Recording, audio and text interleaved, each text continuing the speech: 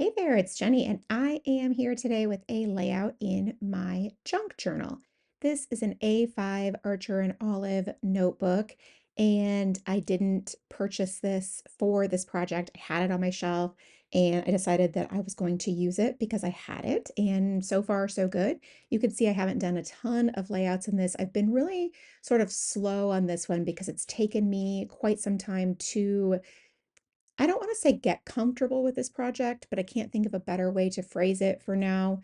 Trying to figure out how I want to structure pages, what types of things I want to include, since this is such a new format for me. But I will say that to me, it really does feel exactly like scrapbooking, if I'm being perfectly honest. It's just using different materials. Like, okay, so for example, this is a layout about Christmas 2025 using some of the ephemera from our Christmas celebration.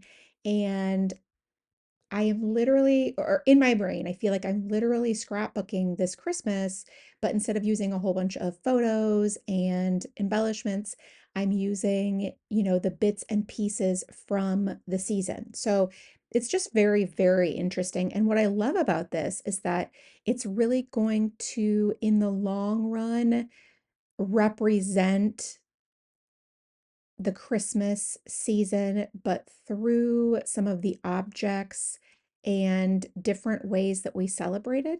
Hopefully that makes sense to you. It makes sense in my brain, but you never know if that's, accurate to anyone else. So first, I'm laying down some tissue paper, and it was included in something that I purchased, and the tissue paper was so cute. I just thought it would make a really fun element to this. I'm just using a plain old glue stick, and I don't always use glue sticks. Sometimes I use other things. It really just depends on what the materials are and how well I think it's going to hold up over time. But there's something very satisfying about using a glue stick. I can't exactly explain that.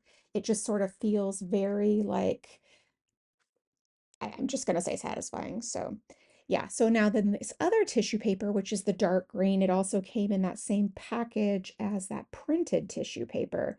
And I like the way that it coordinated with the other one.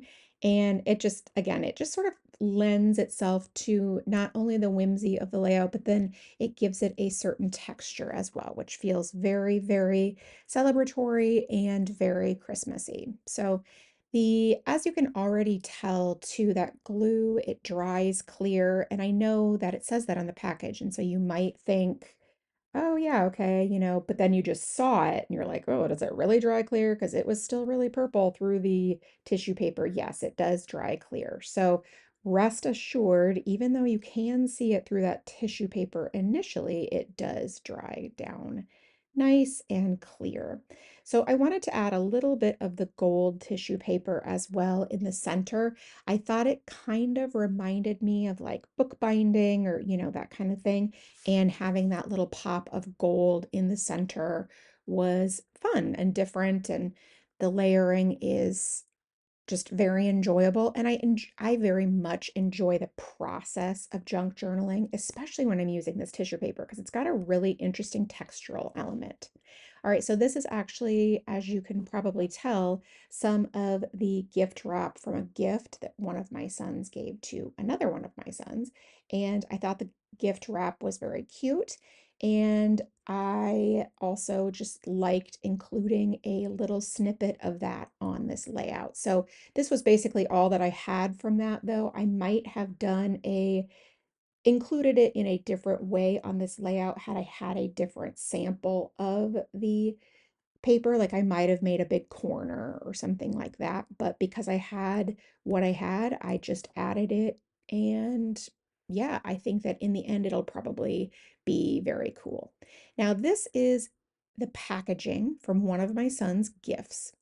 And that kind of goes back to what I said about scrapbooking this Christmas. So instead of scrapbooking the actual gift or a photo of this gift or something like that, using that little bit of packaging is there going to serve as the reminder as to what he received this year. Now, of course, some of this would be better if I added a whole bunch of journaling, sort of explaining each item, which I'm not going to do. Now, I also do have the gift tags from a couple of gifts as well, one that two of my sons exchanged. Now, this is one of the inserts from that same coffee maker, and I cut out the little image of the coffee pot, and then I'm going to adhere it over the little circle cutout just for fun, like to make sure that it's obvious what this product is, and I love the way that that turned out. So you can see there I used my tape runner to adhere that. This is like a heavier chipboard, that piece. And so I didn't know, like, is the glue stick really going to hold it down over time? I didn't know. So I thought I would use my heavier duty adhesive. And then same thing with this gift tag. I still wanted it to be able to move and things like that. So the Scotch tape comes in very well. One of the things that's always in my son's stockings is lottery tickets. And so I included a couple that were not winners to this layout because I thought it would be fun to look at the particulars from this year. And since lottery tickets are also a little bit heavier, I decided to use my tape runner there as well. So I love that I have those gift tags. I love that they were written from one son to another son, and then I can turn them over since I taped down the strings. I'm also using the tape to be able to have that larger ticket be a, a flap. Now, this is a little box from a candle that came as a free gift with another something that I purchased on a website. And so I kept the larger rectangle down on the left-hand side, but this one I trimmed out this little decorative tree element and then adhered it to the top and cut it. I love how that came together. It's super fun. Okay, so now this is a card that my sons gave me because my gift from them was going to this craft class, all four of us together. And so I wanted to include that. So I cut the part where the handwriting was with the message, and then I will adhere it to this page using the Scotch tape again. And then this card was actually like a cash gift card or a card. And so there was a spot in there where I could put the outside of the envelope. Now I'm going to print one photo of my sons to adhere to the back of that bingo card. And I'm using this photo printer. It's actually awesome. The quality is fantastic. And you can see it's a little bit smaller. For reference, I'm using an A5 journal, so it's very thin and small. I mean, it's not pocket size per se, but it's very small and thin, but the quality is absolutely excellent. I'll link it up in the comments below. And you can use a couple of different type sizes of paper in it, and it does a really good job. And this paper is also self-adhesive. So also another benefit to that. I am new to this printer, but I really think it's great and I will absolutely travel with it in the future. So I'll just stick this photo on the back of that larger bingo card. And that will be it for this particular layout, which is so fun and just definitely a really festive look at our 2025 Christmas.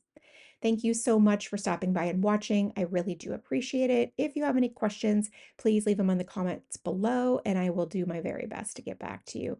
Thank you so much, and make it a great day.